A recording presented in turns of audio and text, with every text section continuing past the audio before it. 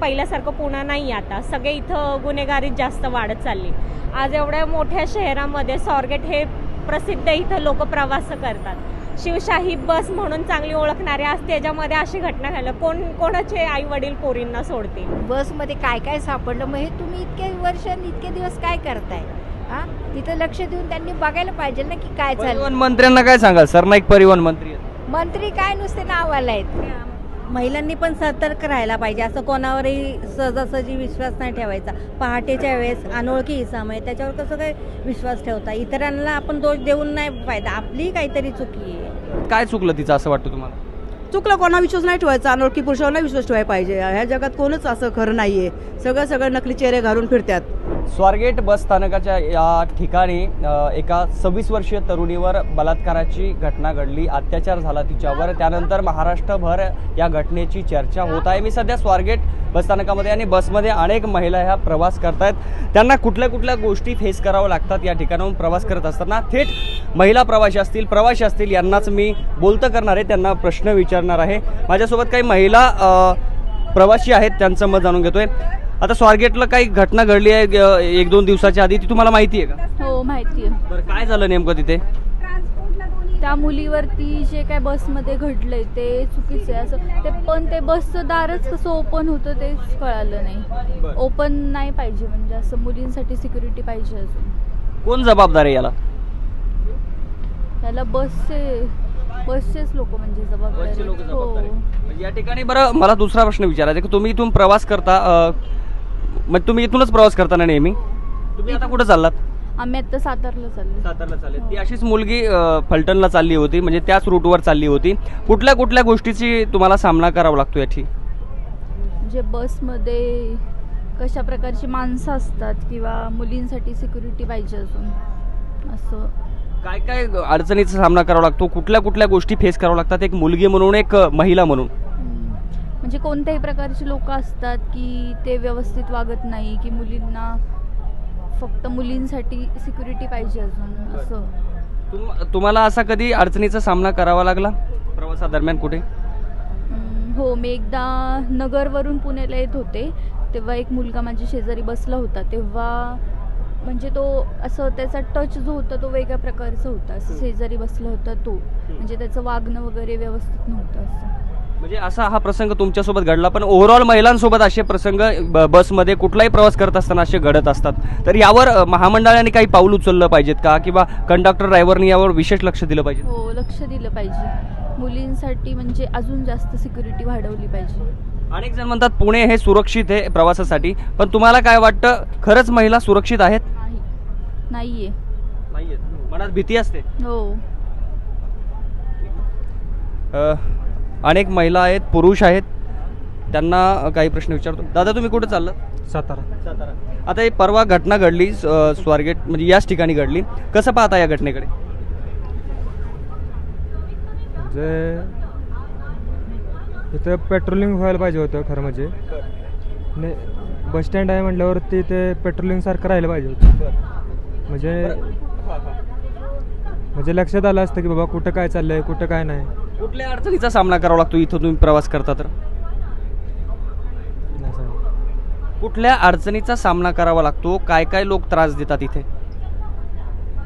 नाही तसं तर काय नाही, म्हणजे पुरुष मंडळीला काय नाही, पुरुष मंडळीचा एक वेगळा अनुभव आहे, महिला मंडळींचा एक वेगळा अनुभव या ठिकाणी आपल्याला पाहायला मिळतोय। अनेक महिला येतात। ताई, तुम्ही इथनं प्रवास करता, तुम्हाला कुठल्या गोष्टीचा अडचणीचा सामना करावा लागतो? आम्ही तर जात नाही, असं म्हणजे जाण्यात नाही आमचं, आता पहिल्यांदाच चाललो। पण एसटीतून जात असताना किंवा प्रवास करत असताना कुठल्या गोष्टीचा सामना करावा लागतो तुम्हाला? काय नाही, असं काही अडचणी येत नाहीत। हां, काही महिलांचा वेगळा अनुभव आहे, मात्र काही महिलांनी एक वेगळ्या ज्या आपल्या भावना आहेत, ज्या प्रतिक्रिया आहेत त्या आपल्याशी दिलेल्या आहेत। आणखी काही महिला आहेत, त्यांच्या आपण प्रतिक्रिया घेऊयात। ताई, तुम्हाला इथं घटना घडली काल, एका महिलेवर अत्याचार झाला, काय वाटतं तुम्हाला त्याच्याबद्दल? मला वाटतं म्हणजे हे जे झालं ते खूपच चुकीचं झालं। बरं, तिला एवढं सगळं होऊन एका बाहेर व्यक्तीला तिने सांगितलं की माझ्याबरोबर असं आहे, तो सरळ निघून गेला। ह्याच्या जागी त्याची मुलगी असती तर त्यांनी काय केलं असतं, मला असं म्हणायचं आहे। असं त्यांनी एखादं थोडी मदत करायला हवी होती, तिथनं जाऊन सांगितलं पोलीस स्टेशन जवळ आहे, एवढं सगळं त्यांनी घ्यायला हवा होता निर्णय. आता सगळं झागे शिवसेना सगळं येऊन इथं जेव्हा ॲक्शन उचलली तेव्हा त्यांचे डोळे उघडले का हे सगळं. बरं रिक्षावाले असतात इथं सगळे पहिल्यासारखं पुन्हा नाही, आता सगळे इथं गुन्हेगारी जास्त वाढत चालली. आज एवढ्या मोठ्या शहरामध्ये स्वारगेट हे प्रसिद्ध, इथं लोक प्रवास करतात. शिवशाही बस म्हणून चांगली ओळखणारे आज त्याच्यामध्ये अशी घटना घडल्या. कोणाचे आई वडील पोरींना सोडतील. पोलिसांचा काय रोल, म्हणजे पोलिसांना क्रिटिसाइज करतात लोक. त्यांनी ऍक्शन घेतली तरी ठीक आहे. आता 24 तास उलटून गेले अजून त्या गुन्हेगाराला पकडला नाही तर काय म्हणायचं अजून. पोलिसांचा धाक नाही. नाही, पुण्यामध्ये नाही अजिबात धाक. तुम्ही कुठे चाललात आता? माझी बहीण पुण्याला आली होती, आम्ही पुण्याचं आहे, ही मोठी बहीण आहे. मी तिला मुंबईला म्हणजे आम्ही बसच सोडवायला येतो. तसं घाबरून वगैरे आमचं नेहमीच आहे, पण मला थोडे हेच वाटतं की यायचं म्हटलं तरी इथं धाकधूक होतेच. म्हणून सोडवायला आल्या बहिणीला. काय तुम्हाला सोडवायला आल्यात त्या? तुमच्या मनात काय भीती आहे की नाही? नाही भीती तर आता हे ऐकल्यापासून, कारण 2-3 दिवस बातम्यांना दाखवत आहेत परवापासून, तर त्यामुळे आईला मी आणि बहिणीला म्हटलं तुम्ही माझ्यासोबत चला, पण आता काय मला एकटीलाच जायला लागेल, त्यांना पण टाइम नाहीये, तर इथपर्यंत तर सोडवायला आलेल्या आहेत त्या मलाही. सरकार सवलत देत आहे महिलांना, एसटी मध्ये 50% देत आहे, लाडक्या बहिणी योजनेतून पैसे देत आहे 1500 रुपये. काय त्या पैशांचा उपयोग नाही, तुम्ही सुरक्षा द्या जास्ती. मी म्हणेल प्रत्येक ठिकाणी असं पोलीस ठेवा की प्रत्येक चेकिंग बसले की नाही व्यवस्थित, कुठं काय सगळं. आत्ता हे सगळं झालं म्हणून आज मला पॉइंट पोलीस दिसत आहे, नाही तर इथं कोण ढुंकून पण बघायला येत नाही. कोणीच नसतं. कुणी नसतं. आता इतक्या वर्ष ती बहिणीचं लग्नाला आता 13-15 वर्ष होत आहे, कुणी नसतं. आज एवढं झालं म्हणून आज इथं सगळी लोक म्हणजे सवलत नको, सुरक्षा द्या असं म्हणा. सुरक्षा त्यापेक्षा सरकारने कामं द्या बायकांना चांगली, आणि सरकारला पैसे अशा फुकट देण्यापेक्षा मी ते कामं द्या, हाती रोजगार द्या. तुम्हाला काय वाटतं आजी? नाही तेच आहे जे आता या बोलल्या, तेच माझा प्रश्न आहे. भीती वाटते का तुमची मुलगी सूनबाई? तेच ना, वाटायलाच पाहिजे ना, न वाटून कसं, कारण आपल्या मुली एकट्या जातात, एकट्या येतात. रात्रीचं इकडं आता सकाळचं यायचं म्हटलं, माणूस कुठल्या कामात असतो कुठल्या नाही, असं व्हायला नाही पाहिजे ना. सुरक्षता पाहिजेलच, पोलीस पाहिजे. ते हे सगळं झाल्यावर तुम्ही इथं उभे राहता, मग उपयोग काय त्याचा? सगळं घडून गेल्यावर मग घडायच्या आधी व्हायला पाहिजे तसं. इतक्या ठिकाणी काय काय झालं, मग तुम्ही थोडं लक्ष घालायला पाहिजे अशा ठिकाणी पण. मग इथं इतक्या बस बंद पडल्या, ती बसमध्ये काय काय सापडलं, मग हे तुम्ही इतके वर्ष इतके दिवस काय करताय? तिथं लक्ष देऊन त्यांनी बघायला पाहिजे ना की काय झालं. परिवहन मंत्र्यांना काय सांगाल? सरनाईक परिवहन मंत्री आहेत. मंत्री काय नुसते नावाला आहेत, नुसते नावाला आहेत, बाकी काही नाही. परिवहन मंत्री नुसता नावाला आहे. काय बोलणार आता. तुम्हाला माहिती आहे इथं 2 दिवसापूर्वी एक घटना घडली, 26 वर्षीय मुलीवर अत्याचार करण्यात आला. न्यूजला पाहिली होती न्यूजला. काय वाटलं? काय आता भीती वगैरे वाटते का तुम्हाला इथून प्रवास करताना? हा भीती तर वाटणारच ना, असं अचानक घडल्यावरती. खूप खराब, खूप वाईट कृत्य घडलंय. घरच्यांनी आता प्रवास करताय, तुम्ही कुठं चालला सध्या? साताराला चालले. घरच्यांनी काही फोन करून सांगितलंय का? काय सांगितलंय? सांभाळून प्रवास करा म्हणून. मनात भीती वाटते. काय केलं पाहिजे? कोण जबाबदार आहे बऱ्या गोष्टीला? या गोष्टीला समाजच जबाबदार आहे. सरकार जबाबदार आहे. हां. ताई कुठे चाललात तुम्ही? सातारा. आता हे 2 दिवसापूर्वी इथे एक घटना घडली, त्याच्याबद्दल माहिती आहे? हां माहिती आहे. कोण जबाबदार आहे याला? आता काय बोलता येत नाही. काही सांगणार आता कुणाबद्दल? भीती वाटते का? पण भीती वाटते मात्र. कधीपासून? म्हणजे आधीपासूनच भीती वाटत होती की आता? आता भीती वाटायला लागली. आता भीती वाटायला लागली. म्हणजे असं एवढ्या भर दिवस असं होतं ना, ते चुकीचं आहे ना, म्हणून म्हणजे वाटणार ना थोडं मुलींना. बरं, एरवी तुम्ही इथून प्रवास करता तर कुठल्या गोष्टीचे सामना करावा लागतो तुम्हाला? कुठल्या अडचणी येतात? अडचणी ह्याच की लाईनमध्ये उभं राहायचं. मुलींना थोडं ह्यांनी हे केलं पाहिजे, ज्या मुली म्हणजे महिलांसाठी थोडं सरकारने लक्ष दिलं पाहिजे, म्हणजे नाही का, ज्या महिला पोलीस सिक्युरिटी वाढवली पाहिजे. काही दारुडे वगैरे इथून काही दिसतात का तुम्हाला? हो असतात दारुडे असतात, फिरतात. हो असतात. घरच्यांनी काही फोन करून सांगितलं का तुम्ही प्रवास करताय आता? सांगितलं. काय सांगितलंय? लवकर या, लवकर घरी जा, वेळेत या, वेळेत जा. कोणी केलता फोन?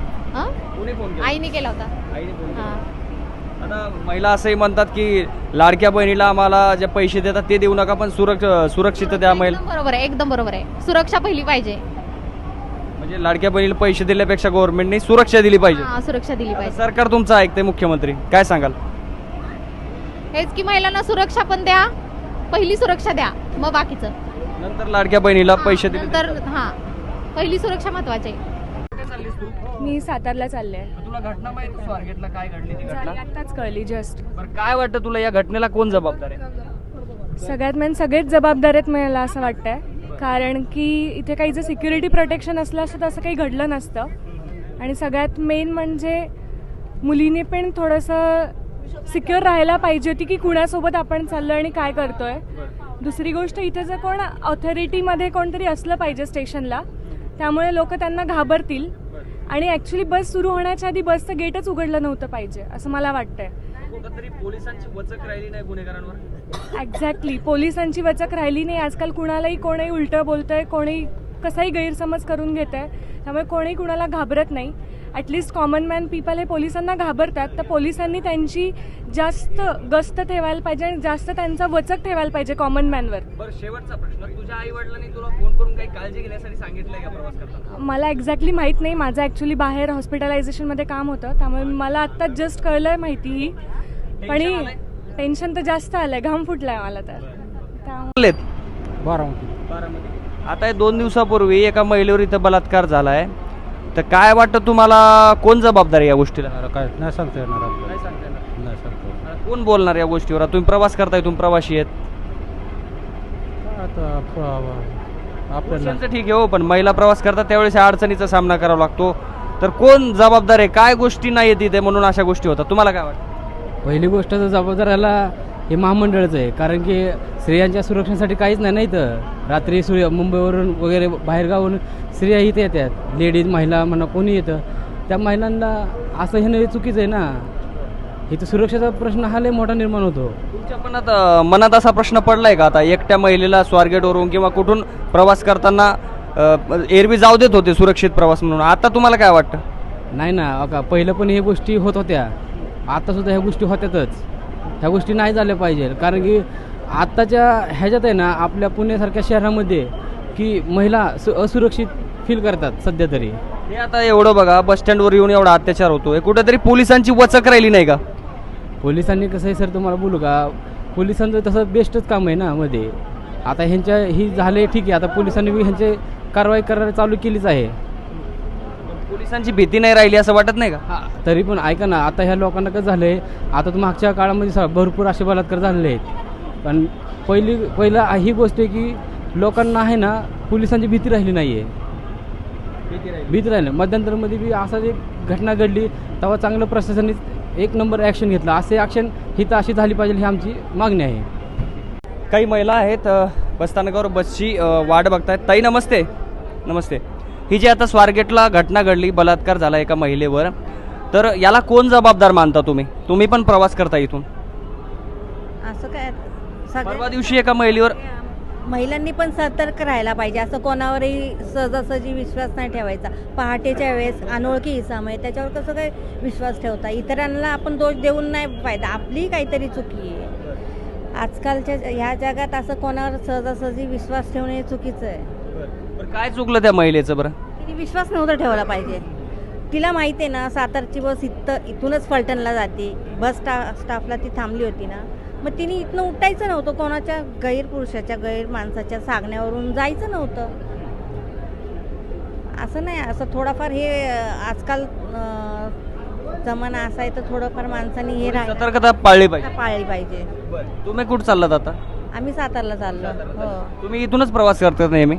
हा, आमची बहीण आहे तर इथूनच प्रवास करतो आम्ही. काय तुम्हाला बरं काय अडचणीचा सामना करावा लागला स्वारगेट बसस्थानकातून इथून?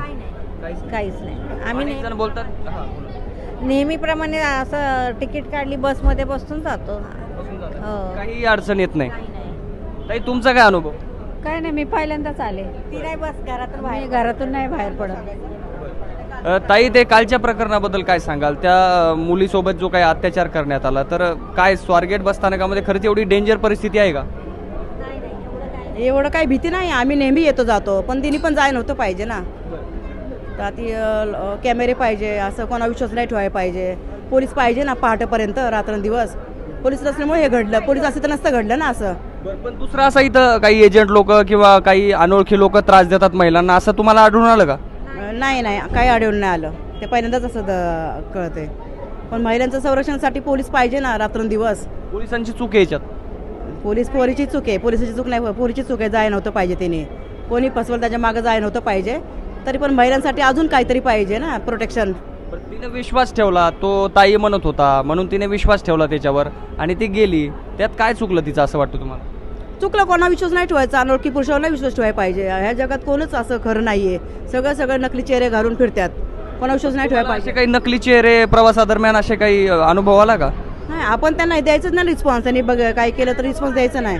अनुभव आम्ही रिस्पॉन्स नाही करत. आम्ही रट्टे देतो. समजा असं आम्हाला कुठं औचित डबल ढकून करतो कोणी. रट्टे देता? हां, रट्टे लाते सरळ धुवून काढलेले आम्ही.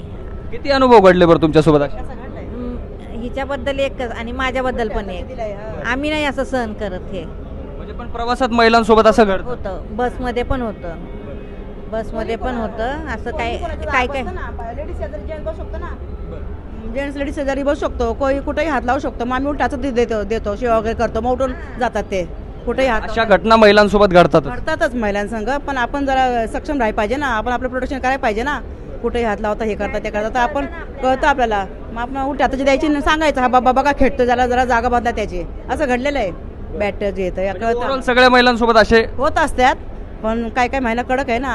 आम्ही रेल्वेप्रमाणे एसटी मध्ये पण सुरक्षा पुरवण्याची आता गरज आलेली असं वाटतंय. हां, गरज आहे सुरक्षा पुरवायची. महिलांसाठी काहीतरी प्रोटेक्शन पाहिजे, सुरक्षा पाहिजे, पोलीस पहारा पाहिजे रात्रंदिवस. पाठो कोणच नव्हतं ना, सगळे झोपलेले असतात. त्यामुळे त्यांनी फायदा घेतला. पाठो जर पोलीस वगैरे असते तर पोलिसांच्या भीतीने नसतं केलं त्यांनी काय वाईट कृत्य. आता समजा तुमचं हे लाडकी बहीण आहे, तुम्ही मुख्यमंत्री ऐकतायत तुमचं, काय मुख्यमंत्र्याला सांगणं आहे तुमचं? महिलांना अजून प्रोटेक्शन पाहिजे.